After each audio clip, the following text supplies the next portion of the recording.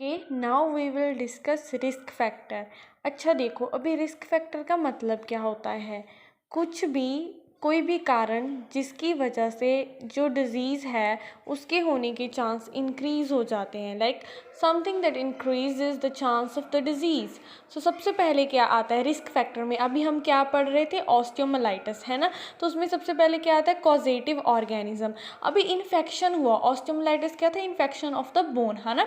तो अभी वो किसी माइक्रो ऑर्गेनिजम्स की वजह से ही हुआ होगा, जैसे कि स्टेफाइलोकोकस ऑरियस, ठीक है। और उसका दूसरा रिस्क फैक्टर क्या हो सकता है, जैसे कि किसी का जो इम्यून सिस्टम है वो इम्पेयर हो चुका है। जैसे कौन से पेशेंट होते हैं जिनका जो इम्यूनिटी है वो बहुत लो होती है, जैसे HIV के हो गए, एड्स के हो गए, है ना। देन उसके बाद आता है obese and mall nourished people, जो मतलब कि बहुत ज़्यादा माल नरिश्ड हैं, उनको भी बहुत चांसेस होते हैं कि उनको कोई बोन का इन्फेक्शन हो सकता है। ऐसे ही ओबीज पेशेंट्स को भी चांसेस होते हैं, क्योंकि देखो उनमें सॉफ्ट टिश्यू भी ज़्यादा होगा, एडिपोज टिश्यू फैट ज़्यादा होगा, है ना। पहले वहाँ पे जो डैमेज होगी, वहाँ पे इन्फेक्शन होगी या किसी तरीके से वो जगह डिस्ट्रॉय हुई, देन फर्दर फिर बोन तक आ गई।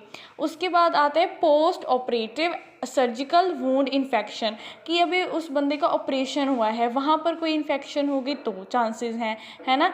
थोड़ी सी इन्फेक्शन हुई तो वो आगे तक चली जाएगी, क्योंकि अभी जो माइक्रो ऑर्गेनिज्म है आपको पता है वो बहुत ही फास्टली मल्टीप्लाई करते हैं। देन उसके बाद आता है एज भी क्या है, जो एज है वो हर एक डिज़ीज़ में आ ही जाती है, कि जो एल्डरली होते हैं, जो 50+ हैं, उनको ज़्यादा रिस्क होता है। एंड देन उसके बाद आगे कोई क्रोनिक इलनेस। अभी क्रोनिक इलनेस कोई लंबे टाइम से इलनेस है, जैसे कि इसमें हम कौन कौन सी कह सकते हैं, जैसे उसको बोन की ही कोई प्रॉब्लम है, जैसे रेमेटॉइड अर्थराइटिस हो गया, या फिर उसको डायबिटीज़। अभी डायबिटीज़ में भी आपको पता है कि जो वूंड है वो जल्दी हील नहीं होते, तो एक बार कहीं पर वूंड हो गया, वो हील नहीं हुआ, देन वो फर्दर बोन तक पहुंच गया। उसके बाद आता है पेशेंट रिसीविंग हीमोडायलिसिस। हीमोडायलिसिस एक ऐसा प्रोसीजर है जिसमें हमारी जब भी किडनी फंक्शन नहीं करती तो एक मशीन होती है, ठीक है, वो फंक्शन करती है उसके थ्रू कि हमारा जो ब्लड है उसको फिल्टर किया जाता है, तो वो पेशेंट ले रहा है, तो उसके वजह से भी चांसेस हैं।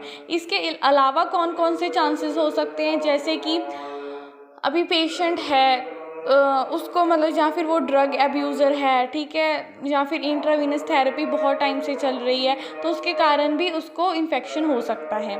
तो हमने कौन कौन से रिस्क फैक्टर देखे। सबसे पहले तो ऐसे ही माइंड में रखो कि कोई कॉजेटिव ऑर्गेनिज्म ही होगा, कोई माइक्रो ऑर्गेनिज्म होगा जिसकी वजह से जो ऑस्टियोमाइलाइटिस है वो होगी, ठीक है। देन उसके बाद कौन से लोग आ जाएंगे जिनकी इम्यूनिटी बहुत कम है। देन उसके बाद जो ओबीज है, माल नरिश्ड हैं, ठीक है। और उसके बाद post operative surgical wound infection हो गया। देन एज वाला आ गया, हमने क्रोनिक इलनेस देखी। देन पेशेंट जो रिसीव कर रहे हैं हीमोडायलिसिस।